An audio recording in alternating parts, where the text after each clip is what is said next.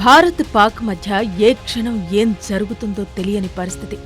ఎలా అటాక్ చేస్తారోనని పాక్ భయపడుతుంటే ఏ విధంగా ప్రతీకారం తీర్చుకోవాలని భారత్ ఆలోచిస్తోంది. ఇప్పటికే యుద్ధం అనివార్యమని అంటున్నారు. ఒకవేళ భారత్ యుద్ధానికి వెళితే పాక్ కూడా అందుకు సిద్ధమైతే తర్వాత పరిస్థితులేంటి? పాకిస్తాన్ యుద్ధంలో గెలిచే పరిస్థితి అస్సలే లేనప్పటికీ రెండు దేశాల మధ్య ఎంత డ్యామేజ్ జరుగుతుంది? ఎంతమంది సైనికుల్ని ఇరు దేశాలు కోల్పోవాల్సి వస్తుంది? ఎన్ని వేల మంది పౌరుల ప్రాణాలు బలవుతాయి? ఎన్ని సంవత్సరాలకు సరిపడా ఆర్థిక విధ్వంసం జరుగుతుంది? యుద్ధంలో మనకు గెలుపు వచ్చినా నష్టం ఎంత ఉంటుందో ఊహించలే. భారత్ పాకిస్తాన్ మధ్య యుద్ధం కొత్తేం కాదు. మొదటి యుద్ధం 1947లోనే కశ్మీర్ కోసం జరిగింది. ఇరు దేశాల సైనికులు భీకరంగా పోరాడారు. ఆ తర్వాత 1965లో దాయాది దేశంతో భారత్ తలపడింది. దాదాపు 5 వారాల పాటు జరిగిన వారిలో ఇరువైపులా వేల మంది సైనికులు చనిపోయారు.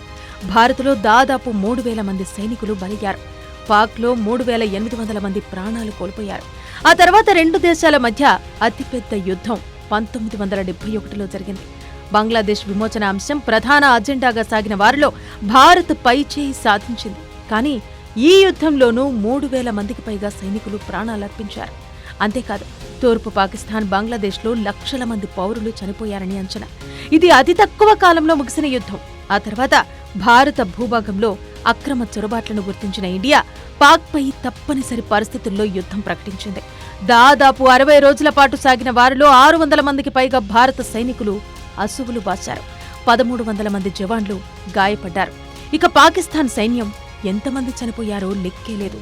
ఎంతటి దారుణమైన పరిస్థితి అంటే పాకిస్తాన్ తమ తప్పును అంగీకరించకపోగా వారి సైనికుల మృతదేహాలను తీసుకునేందుకు కూడా ఒప్పుకోలేదు. ఇండియాలోనే వారిని ఖననం చేశారు. గతంలో జరిగిన యుద్ధాలు చూస్తేనే పరిస్థితులు ఎంత దారుణంగా ఉంటాయో అర్థమవుతోంది.